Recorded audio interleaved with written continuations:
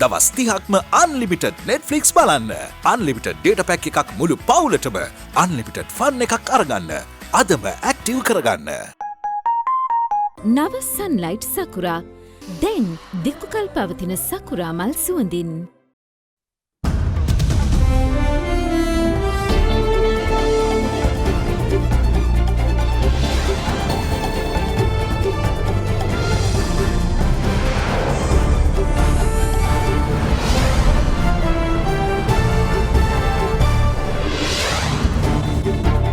අද 2020 නොවැම්බර් 12 බ්‍රහස්පතින්දා සිරස්තන මුළු කොවිඩ් මරණ 48ට නගී. අද තවත් ආසාදිතයන් 369ක් හඳුනා ගැනේ.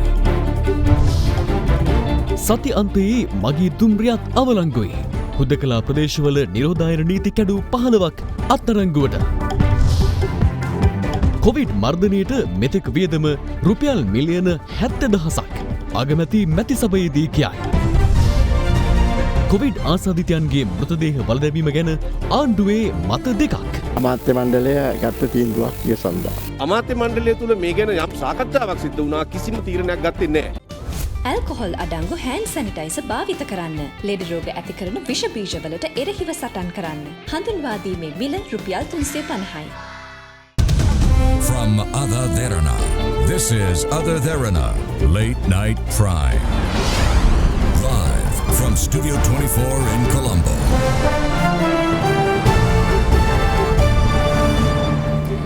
ආයුබෝවන් ඔබ අදත් එක්වන්නේ අද දෙරණ රාත්‍රී 10 පුවත් ප්‍රකාශය සමගින්. COVID-19 ආසාදනය වීම හේතුවෙන් අද දිනේ තවත් මරණ දෙකක් මෙරටින් වාර්තා වීමත් සමග මෙරට COVID-19 ආසාදනය වීමෙන් සිදු වූ මරණ ගණන 48 දක්වා ඉහළ ගියා. මේ අතර අද තවත් COVID-19 ආසාදිතයන් 369ක් හඳුනා ගැනීමත් සමග මෙරට සමස්ත ආසාදිතයන් සංඛ්‍යාව 15719ක් දක්වා ඉහළ ගියා. කෙසේ වෙතත් ගුවන් විදුලි සංස්ථාවේ සේවකින් 5 දෙනෙකු කොවිඩ් ආසාදිතයන් වී ඇතැයි අද දින 6:55 ප්‍රධාන ප්‍රවෘත්ති ප්‍රකාශයේ වාර්තා කෙරුණුද එම සංස්ථාවේ සභාපති ජගත් වික්‍රමසිංහ මහතා සඳහන් කළේ තම ආයතනයේ කිසිදු අයෙකුට කොවිඩ් ආසාදනය වී නොමැති බවයි.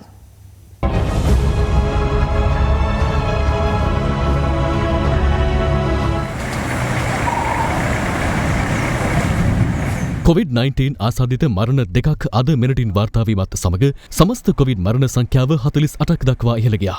මෙලෙස අද මිය ගොස් ඇත්තේ COVID-19 ආසාදිතයන් වශයෙන් හඳුනා ගැනීමෙන් පසු මුල්ලේරියාව මූලික රෝහලේදී ප්‍රතිකාර ලැබමින් සිටි රෝගීන් දෙදෙනෙක්. කොළඹ 12 ප්‍රදේශයේ පදිංචි 54 හැවිරිදි පුද්ගලයෙක් මෙලෙස මිය ගොස් ඇති එක් අයෙකු වන අතර ඔහුගේ මරණයට හේතු වශයෙන් දක්වා ඇත්තේ නිදන්ගත පෙනහළු රෝගිය සමග COVID-19 ආසාදනය වීමයි. අනෙක් පුද්ගලයා මිය ගොස් ඇත්තේ COVID-19 තත්ත්වය හා නියුමෝනියාව සමග ද්විතීක බැක්ටීරියා ආසාදනය වීමෙන්. ඔහු මීගොඩ ප්‍රදේශයේ පදිංචි 45 හැවිරිදි අයෙක්.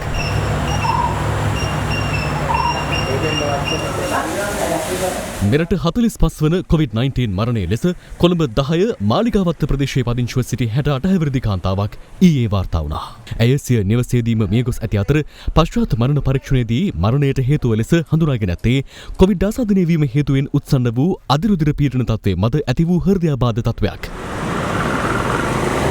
ඉමුල්ගොඩ ප්‍රදේශයේ පදිංචිව සිටි 63 හැවිරිදි පුද්ගලයෙක් මෙරට 46 වන කොවිඩ් මරණය ලෙස වාර්තා වුණා. ඔහු මහරගම අපේක්ෂාරෝහලේ ප්‍රතිකාර ලැබමින් සිටියේදී මිය ගොස් ඇති අතර පසුව සිදු කරන ලද PCR පරීක්ෂණයෙන් COVID-19 ආසාදිතයෙකු ලෙස හඳුනාගෙන තිබෙනවා. මරණයට හේතුව කොවිඩ් සමග ලියුකේමියා රෝගී තත්ත්වයේ උත්සන්න වීම සහ ශ්වසන පද්ධතියේ ඇති වූ සංකූලතාවයක්. එම මරණ දෙකට අමතරව කොළඹ 11 ප්‍රදේශයේ පදිංචිව සිටි 40 හැවිරිදි පුද්ගලයෙක්, කැලණිය ප්‍රදේශයේ පදිංචිව සිටි 45 හැවිරිදි පුද්ගලයෙක් සහ පානදුර ප්‍රදේශයෙන් පදිංචිව සිටි 80 හැවිරිදි පුද්ගලයෙක් කොවිඩ් ආසාදනයෙන් මියගිය බවට ඊයේ වාර්තා වුණා. ඒ අනුව COVID-19 ආසාදනය හේතුවෙන් සිදු වූ මෙරට මරණ සංඛ්‍යාව අද වන විට 48ක් දක්වා ඉහළ ගිය අතර නොවැම්බර් මාස 1 වෙනිදා සිට අද දක්වා කොවිඩ් ආසාදිත මරණ 28ක් මෙරටින් වාර්තා වී තිබෙනවා. මෙරටින් එක් දිනක් තුර වාර්තා වූ තෙවැනි වැඩිම ආසාදිතයන් සංඛ්‍යාව වාර්තා වුණේ ඊයේ දිනේදී. එමෙන්ම ඊයේ දිනේ වාර්තා වූ ආසාදිතයන් අතරින් වැඩිම ආසාදිතයන් සංඛ්‍යාව කොළඹ දිස්ත්‍රික්කයෙන් වාර්තා වන අතර එම සංඛ්‍යාව 348ක්. එයද දෙවන දිනටත් අඛණ්ඩව කොළඹ දිස්ත්‍රික්කයෙන් වාර්තා වූ වැඩිම කොවිඩ් ආසාදිතයින් සංඛ්‍යාවයි. ඉන් 300කට අධික පිරිසක් කොළඹ මහනගර සභා සීමාවට අයත්. එම පිරිසට කොළඹ වරාය ආශ්‍රිත 78 දෙනෙක්, කෙසෙල්වත්ත ප්‍රදේශයෙන් 20 දෙනෙක්, කොළඹ කොටුවෙන් 20 දෙනෙක් අයත්. ගම්පහ දිස්ත්‍රික්කයෙන් ඊයේ ආසාදිතයින් 136 දෙනෙකු හඳුනාගත් අතර මහනුවරින් 25 දෙනෙක්, කළුතර දිස්ත්‍රික්කයෙන් 18 දෙනෙක්, මාතරින් 5 දෙනෙක්, පුත්තලමින් 4 දෙනෙක්, ගාල්ලෙන් 3 දෙනෙක්, හම්බන්තොටින් 2 දෙනෙක්, රත්නපුර, අම්පාර, බදුල්ල, යාපනය ප්‍රදේශවලින් එක් ආසාදිතයෙකු බැගින් ඊයේ දිනේ හඳුනා ගැනුණා. කෙසේ වෙතත් ගුවන් විදුලි සංස්ථාවේ සේවකයන් 5 දෙනෙකු කොවිඩ් ආසාදිතයන් වී ඇතැයි අද දෙරණ 6:55 ප්‍රධාන ප්‍රවෘත්ති ප්‍රකාශයේ වාර්තා කෙරුණද එම සංස්ථාවේ සභාපති ජගත් වික්‍රමසිංහ මහතා සඳහන් කළේ තම ආයතනයේ කිසිදු අයෙකුට කොවිඩ් ආසාදනය වී නොමැති බවයි. මේ අතර කඩුවල නගරයේ අවට සැරිසැරූ යාචකයෙක්ටද වෛරසය ආසාදනය වී තිබෙනවා. අහඹු ලෙස සිදු කළ PCR පරීක්ෂණයේදී ඔහු ආසාදිත බවට හඳුනාගෙන අතර ඔහු සමීපව ඇසුරු කළ මාළඹේ රැඳී සිටි තවත් යාචකයන් සිව් දෙනෙකුද නිරෝධායන සඳහා යොමු කළ බවයි බත්තරමුල්ල සෞඛ්‍ය වෛද්‍ය නිලධාරීවරයා පැවසුවේ. එමෙන්ම බෝගම්බර පැරණි බන්ධනාගාරයේ තවත් ආසාදිත රැඳවුවන් 6 දෙනෙකු ඊයේ හඳුනා ගැනීමත් සමග මේ වන විට බන්ධනාගාරවලින් හඳුනාගත් සමස්ත COVID-19 ආසාදිතයින් සංඛ්‍යාව 159ක්. මහනුවර බෝගම්බර පැරණි බන්ධනාගාරය මේ වන විට බන්ධනාගාරගතව සිටින රැඳවුවන් නිරෝධායන සඳහා යොමු කරන මධ්‍යස්ථානයක් ලෙසට ස්ථාපිත කර තිබෙනවා. එහි මේ වන විට රැඳවුවන් 800ක් පමණ රඳවා සිටින අතර ඊයේ දිනේ වන විට ඉන් රැඳවුවන් 30 දෙනෙකුට සහ බන්ධනාගාර නිලධාරීන් 2 දෙනෙකුට කොවිඩ් ආසාදනය වී ඇති බව තහවුරු වුණා. එවන් තත්ත්වයක් තුළ බන්ධනාගාරයේ වහලෙන් මතට නැගුණු රැඳවුවන් 100 දෙනෙක් පමණ අද විරෝධතාවයක් ආරම්භ කළේ තමන්ටද කොවිඩ් ආසාදනය වීමේ වැඩි ඉඩක් පවතින බැවින් කඩිනමින් PCR පරීක්ෂණ සිදු කරන ලෙසත් එසේ නොමැති නම් වෙනත් බන්ධනාගාරයකට යොමු කරන ලෙසත් ඉල්ලමින්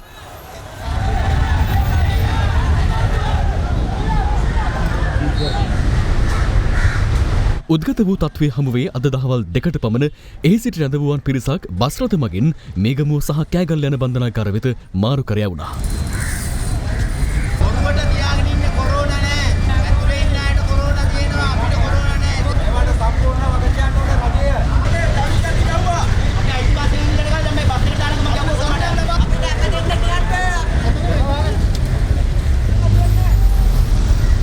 මේ අතරවාරයේ සෞඛ්‍ය සේවා නිලධාරීන් පිරිසක්ද අද දහවල් බෝගම්බර බන්ධනාගාරය තුළට ගොස් රැඳවියන් කිහිප දෙනෙකුගේ PCR පරීක්ෂණ සිදු කළ බවයි වාර්තා වුණේ. ඉන් අනතුරුව වහලේ මත ඇරඹි විරෝධතාවය අවසන් කෙරුණා. බන්ධනාගාරයේ දෙපාර්තමේන්තුවේ මේ වන විට වැලිකඩ බන්ධනාගාරයේ සමස්ත නේවාසිකයන් සංඛ්‍යාව 89 දෙනෙකුත් ඒ වගේම පිරිමි නේවාසිකයන් 10 දෙනෙකුත් කොවිඩ් ආසාදිත බවට හඳුනාගෙන තිනවා. මේ බන්ධනාගාර නිලධාරීන් 2 දෙනෙකුටත් මේ වන විට කොවිඩ් ආසාදනය වෙලා තියෙනවා. විශේෂයෙන් පැරණි බෝගම්බර බන්ධනාගාරයේ නවක රැඳවියන් 7 දෙනෙකුත් කොවිඩ් ආසාදිතයන් බවට වාර්තා වුණා. ඒ වගේම කොළඹ බන්ධනාගාරයේ සිට මාතර බන්ධනාගාරයට මාරු කරපු කාන්තා රැඳවියක් කොවිඩ් ආසාදිත බවට වාර්තා වුණා. ඒ අනුව ඒ සියලු දෙනා අපි මේ වෙන විට රෝහල්ගත කරලා ප්‍රතිකාර ලබා දෙනවා. ඒ වගේම තමයි කාන්තාංශයේ රඳවලා සිටින දෙමව්පියන් සමග සිටින දරුවන් විශේෂ ආරක්ෂිත ස්ථානයක රඳවලා සිටිනවා. මේ වෙනකන් ඒගොල්ලන්ට යම්කිසි ආසාදිත වීමේ අවදානමක්. මේ අතර කොවිඩ් ව්‍යාප්ති අවදානම හමුවේ ශ්‍රී ලංකා වරාය අධිකාරියේ සේවාවන් අඩපණ නොවන ලෙස පවත්වාගෙන යාම සඳහා පැය 24 පුරාම විවෘත මෙහෙයුම් මැදිරියක් ස්ථාපිත කිරීමට පියවරගෙන තිබෙනවා. ශ්‍රී ලංකා වරාය අධිකාරිය අත්‍යවශ්‍ය සේවාවක් බවට පරිවර්තනය කළා තියෙනවා. අපි අපේ අමාත්‍යාංශයේ හැටියට අපි තීන්දුවක් ගත්තා විශේෂ කාර්ය සාධක බලකායක්. ඒ වගේම පැය 24ම විවෘතව පවතින මෙහෙයුම් මධ්‍යස්ථානයක් මේ වරාය පරිශ්‍රය තුල ස්ථාපිත කරන්න. මේ මෙහෙයුම් මැදිරිය තුලින් බලාපොරොත්තු වෙනවා අකණ්ඩව ඉදිරි කාලය තුල වරාය අධිකාරියේ සේවාවන් අඩපණ නොකරන අපි බලාපොරොත්තු වෙනවා. හොරණ ගුරුගොඩ ප්‍රදේශයේ පිහිටි ඇඟලුම් කර්මාන්ත ශාලාවේ තවත් සේවකයන් සිව් දෙනෙකුට වෛරසය ආසාදනය වී ඇතැයි තහවුරු වුණා. ඒ අද ලැබුණු PCR වාර්තා අනුවයි. එම ආසාදිතයන්ගේ ආශ්‍රිතයන් ලෙසට හඳුනාගත් පිරිස නිරෝධායනයට යොමු කිරීමට සෞඛ්‍ය අංශය අද කටයුතු කළා. මේ අතර තුල්හිරිය ප්‍රදේශයේ පිහිටි ඇඟලුම් කර්මාන්ත ශාලාවක සේවයේ නිරතව සිටි පුද්ගලයෙකුට කොවිඩ් ආසාදනය වී ඇති බව අද තහවුරු වුණා. එම කර්මාන්ත ශාලාවේ සේවයේ නිරත වන තවත් සේවකයන් අදාළ ආසාදිත පුද්ගලයා පදිංචිව සිටි තුල්හිරිය කන්දේ ඇල ප්‍රදේශයේ සිටීම හේතුවෙන් එම ප්‍රදේශයට සංචලන සීමා පැනවීමට අද කටයුතු කෙරුණා. වේල්ල වීදිය ප්‍රදේශයේ පිහිටි කොළඹ ප්‍රාදේශීය ලේකම් කාර්යාලයෙන් කොවිඩ් ආසාදිතයන් 3 දෙනෙක් හඳුනා ගැනීමත් සමග එම ආයතනය తాවකාලිකව වසා දැමීමට තීරණය කර තිබෙනවා.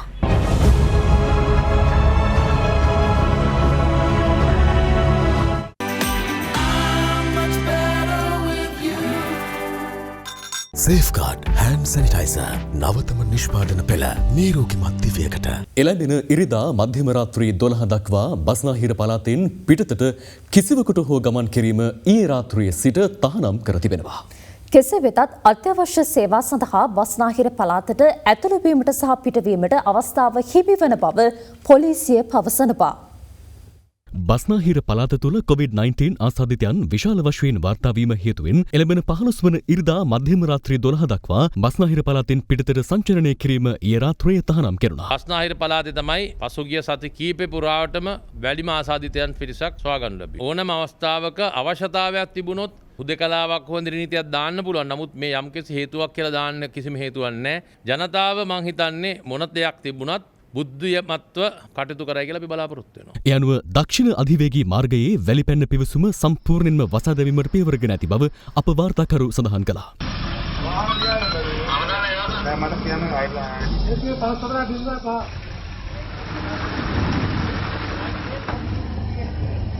එමෙන්ම සියලුම බස් සේවා බස්නාහිර පළාතට පැමිණීම සහ පිටවීම නොවැම්බර් 15 වන දින මධ්‍යම රාත්‍රිය දක්වා අත්හිටුවීමට තීරණය කර තිබෙනවා. අත්‍යවශ්‍ය සේවාවල බස් රථ සියල්ලම අපි ධාවනය කරනවා. අපි ඒ වගේම කලින් ඒ සඳහා කිසිදු සීමාවන් පැනවීමක් නැහැ අත්‍යවශ්‍ය සේවාවන් සඳහා. හැබැයි සාමාන්‍ය මගී ජනතාවට සමුදා වෙනකොට ඔවුන්ට සාමාන්‍ය පරිදි කාර්යාලවල සඳහා වාර්තා කිරීමට බස් රථ අපි යොදවනවා. බස්නාහිරින් පිට සාමාන්‍ය පරිදි බස් රථ ධාවනය සිදු කරන්නට අපි උපදෙස් ලබා දීලා තියෙනවා. මේ හේතුවෙන් බස්නාහිර පළාතෙන් පිට පළාත් වලට ගමන් කිරීමට කොළඹ මධ්‍යම බස් නැවතුමට සහ බැස්ටේන් මාවත බස් නැවතුමට පැමිණ සිටි පිරිස් මහත් අසීරුතාවයට පත්ව සිටියා. දැන් බස් එකක් නැහැ. බස් එකක් නැහැ. ඉතින් මගට ගිහලා තමයි යන්න වෙන්නේ. බස් තියෙනවද? නෑ එකක්වත් ආවේ නැහැ. දැන් ඒක වැඩට යන්නද? ඔව් ඉතින් බලන්න ඕන තුන්ටි හැරලා යන්න. අලාවද යන්න? බස් තියෙනවද? බස් නැහැ. ඔය කොට යන්නේ? මාදම්බෙට. මාදම්බෙට. නැගිනවා. බස්ුත් නැහැ. ඊය හවස ආවේ. ඉතින් අද උදේ යන්න වාහන නැහැ. කොහොම මග අතරමං වෙලානේ. පොළොන්නරුවට යන්න ඕනනේ. ඉතින් මොකක් හරි ඉතින් පිළියමක් බලන්න. අය බස් එකක් නැහැ. මම දැන් එන්නේ කැම්ප් එකේ. මම ලස්සන ගහනකොට නාවදී. මම නුවර ඉඳලා ආවේ. මගේ දුව කැම්ප් එකට අරලන්න. අපි කැම්ප් එකට පාර ගන්නෙත් නැහැනේ. අපිට යන්න විදියකුත් නැහැ. දැන් අතේ සල්ලිත් නැහැ. කන්න විදියකුත් නැහැ. මම කන්සලට යන්න ඕනේ. නුවර එළියට යන්න ඕනේ. ඒ දැන් බොසා කියලා දෙන්න අපිට එන්න ගියා. දැන් යන්න විදියක් නැතුව තමයි ඉන්නේ. ඔක්කොම නන්නත්තාලා ඉන්නවා මෙතන මේ ඔක්කොමලා ඉන්නේ බස් වල යන්න. පනවා ඇති සංචරණ සීමා හේතුවෙන් දුම්රිය දහවන කටයුතුද සීමා කිරීමට දුම්රිය දෙපාර්තමේන්තුව පියවරගෙන තිබෙනවා. දුම්රිය සාමාන්‍ය අධිකාරිය ඩිලන්ත ප්‍රනන්දු මහතා සඳහන් කළේ කොළඹ සිට බස්නාහිර පළාත් සීමාවෙන් පිටතට දුම්රියෙන් මගින් ගෙන යාම ඊයේ රාත්‍රියේ සිට නතර කර ඇති බවයි. ඒ අනුව බස්නාහිර පළාත් සීමාවන වල පිහිටි අවසන් දුම්රිය ස්ථාන වන අලුත්කම, අබේපුස්ස, කොච්චිකඩේ සහ අවිස්සාවේල දක්වා පමණක් දුම්රිය දහවනය සිදු කරනු ලබනවා.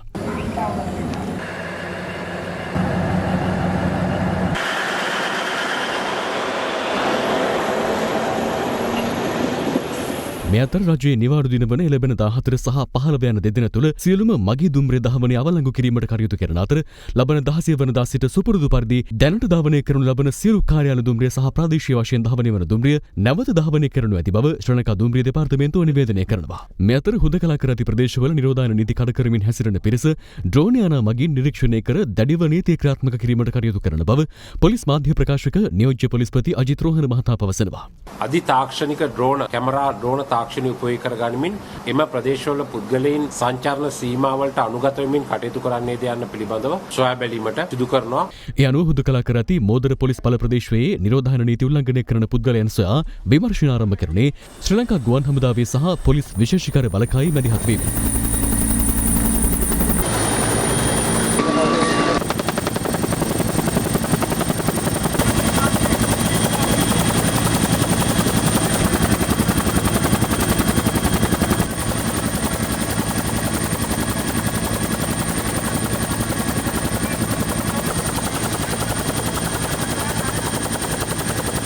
ඊට සමගම මේ වාවට පොලිස් ස්ථානවල නිලධාරීන්ද පොලිස් රථවාහනාංශය සමග මෙහෙයුමට එක් වුණා. මෙම මෙහෙයුමේදී නිරෝධායන නීතීන් කඩ කළ පුද්ගලයන් 15 දෙනෙකු අත්අඩංගුවට ගෙන ඇති බවයි පොලිසිය පැවසුවේ.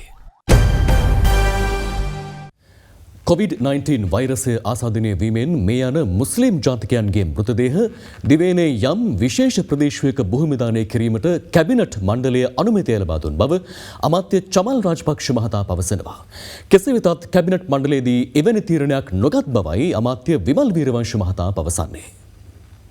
COVID-19 වෛරසය ආසාදනය වීමෙන් මේ යන පුද්ගලයන් බොහොමදානය කිරීම සම්බන්ධයෙන් අදහස් දක්වමින් ශ්‍රී ජයවර්ධනපුර විශ්වවිද්‍යාලයේ ස්වභාවික සම්පත් පිළිබඳ මහාචාර්ය මෙත්තිකා විතානගේ මහත්මිය පසුගියදා කියා සිටියේ මෙරට තුළ බහුගත ජල මට්ටම ඉතා නොගැඹුරු බැවින් මේගේ කොවිඩ් ආසාදිතයන්ගේ මෘතදේහ භූමිදානයට මෙරට පාංශු ස්වභාවය නොසරිලන බවයි. තෙත් කලාපයේ සහ වියලි කලාපයේ දෙකේම භූගත ජල මට්ටම ඉතාම නොගැඹුරුයි ලංකාවේ. මොකද වර්ෂාපතන ඉතාමත් අධික හින්දා ඒ හින්දා තමයි අපිට මලසිරු භූමදානයට මේ පාංශු ස්වභාවය සරිලන්නේ. ඒ සම්බන්ධයෙන් විද්‍යාත්මක සංගරාවක් උපුටා දක්වමින් අධිකරණ අමාත්‍ය අලි සබ්රි මහතා සිය ෆේස්බුක් ගිණුමේ අද සටහනක් තබමින් පෙන්වා දෙන්නේ භූගත ජල මට්ටම ඉතාම නොගැඹුරු රටවල් වන කැනඩාව, බ්‍රසීලය, රුසියාව, ආජෙන්ටිනාව, නෙදර්ලන්තය වැනි රටවල පවා COVID-19 ආසාදනය වීමෙන් මේගේ පුද්ගලයන්ගේ මෘත ශරීර භූමදානය කරන බවයි. මේ අතර COVID-19 වෛරසය ආසාදනය වීමෙන් මේ යන මුස්ලිම් ජාතිකයන්ගේ මෘතදේහ දිවයිනේ යම් විශේෂ ප්‍රදේශයක භූමදානය කිරීමට කැබිනට් මණ්ඩලය අනුමැතිය ලබා දුන් බව අද හම්බන්තොට පැවති උත්සවයක් අවසානයේ අමාත්‍ය චමල් රාජපක්ෂ මහතා සඳහන් කළා. නියම කරලා තියෙනවා. ඒ හැමතැනම නෙවෙයි. ඒ යම් කිසි ප්‍රදේශයක. ඒක අමාත්‍ය මණ්ඩලය ගත්ත තීන්දුවක් කියසන්දා.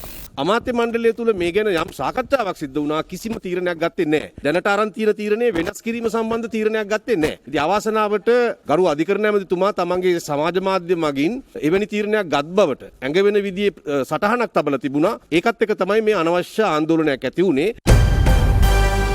මෙරට කොවිඩ් වෛරස ව්‍යාප්තිය මැඩ පැවැත්වීම සඳහා රුපියල් මිලියන 70,000ක මුදලක් මේ වන විට රජයට වියදම් වී ඇති බව අග්‍රාමාත්‍ය මහින්ද රාජපක්ෂ මහතා අද පාර්ලිමේන්තුවේදී සඳහන් කළා.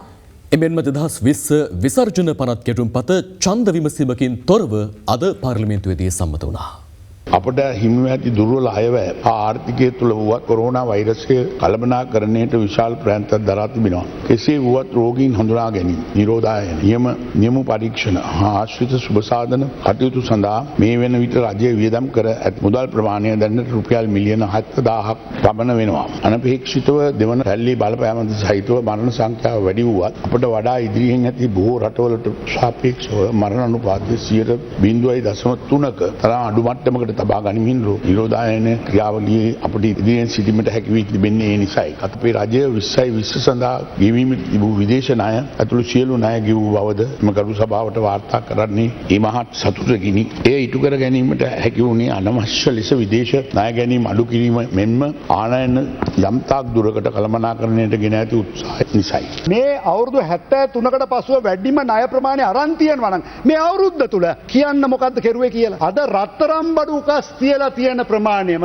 බිලියන 643යි. දෙසැම්බර් මාසයේ අග වෙනකොට 2019 සියලුම ණය ප්‍රමාණය උකස් හරහා ලබා දී තිබුණේ සියලුම බැංකු සහ මූල්‍ය ආයතනවල බිලියන 210යි. සැප්තැම්බර් මාසයේ අග වෙනකොට ඒ ප්‍රමාණය බිලියන 237යි. එහෙනම් වැඩි වෙලා තියෙන්නේ බිලියන 27යි. දැන් ආල් මිල අඩු කරන්න ගැසට් 4ක් ගහලා තියෙනවා. කොච්චර ගැසට් ගැහුවත් නාඩු වල මිල 120යි. දැන් ඡන්දය ඉවරයි. දැන් 3න් 2කුත් අරගෙන ඉවරයි. 20ක් අරගෙන ඉවරයි. දැන් කියන්නේ මොකද්ද? පුළුවන් නම් බේරියල්ලා නැතිනම් මැරියල්.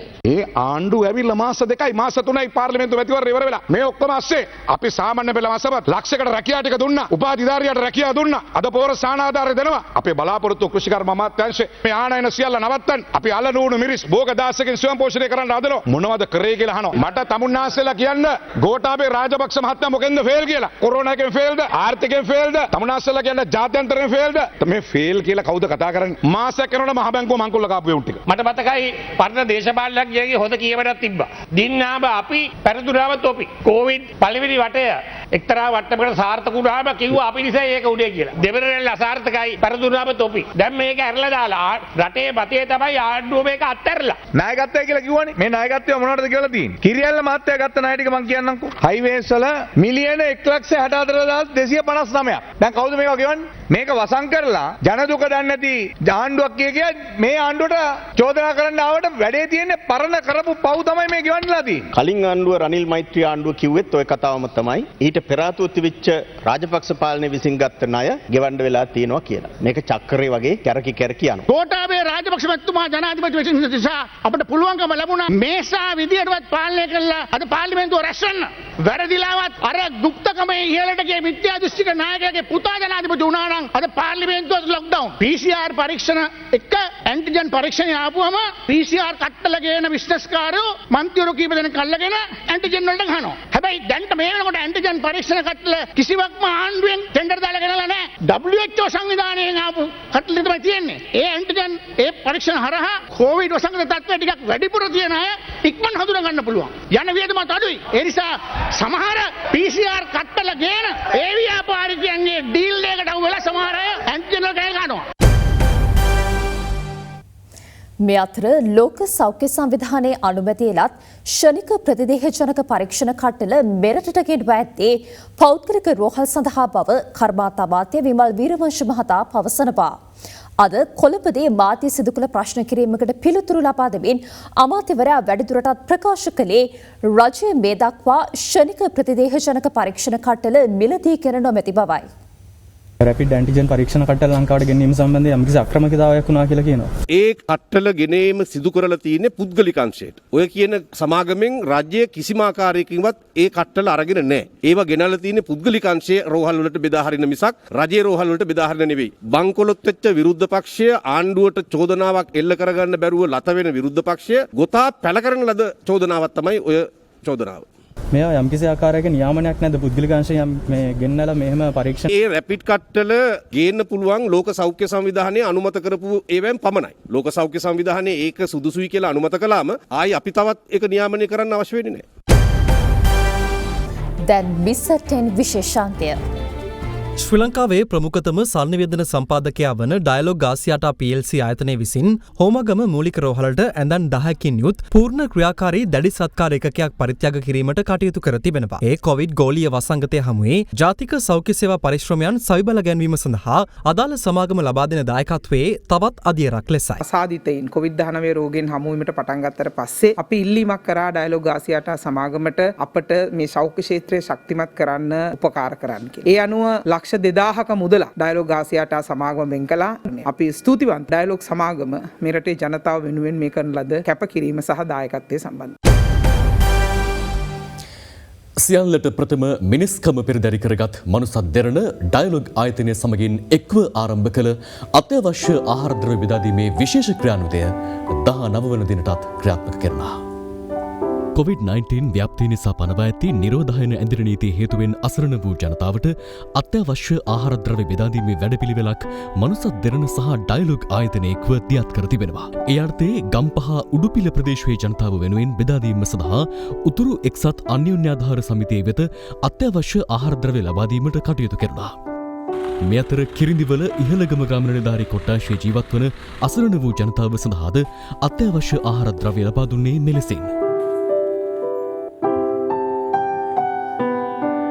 ලංකාවේ කොහේ මොන විපතක් වුණත් ඒ තැනට ගිහිල්ලා ඩයලොග් ආයතනත් එක්ක එකතු වෙලා මේ කරන සත්කාරය ගැන ඇත්තටම ගොඩක් සතුටුයි. කිරිඳිවල ඉහළගම ගම්වාසීන්ට මේ කරපු සහයෝගයට ගොඩක් ස්තුතියි. මනුසත් දෙරණ මෙම විශේෂ සහන ක්‍රියාන්විතය ඩයලොග් සමග එක්ව ඉදිරියටත් ක්‍රියාත්මක කරනවා. ඒත් සමගින් ප්‍රවෘත්ති ප්‍රකාශය නිමාවට පත්වනවා. සුබ රාත්‍රියක්.